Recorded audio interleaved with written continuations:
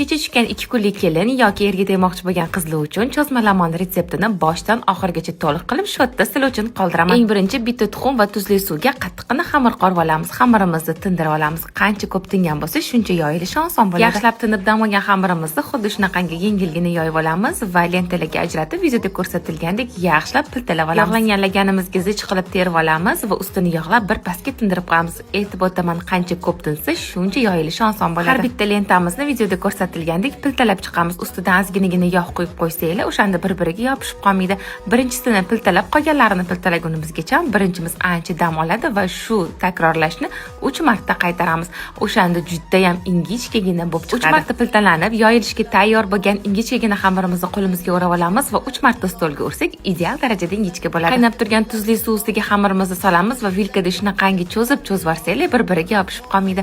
Muzli suvda albatta chayvorasiz va yog'lab qo'ysangiz, xamiringlar yopishib qolmaydi. Uyda lahmo xamir cho'zmasligimning asosiy sababi hamma yog'im yog' bo'lib ketishida, lekin menda Nikos brendining antijirlari bor, juda ham tez reaksiyaga kirishar ekan.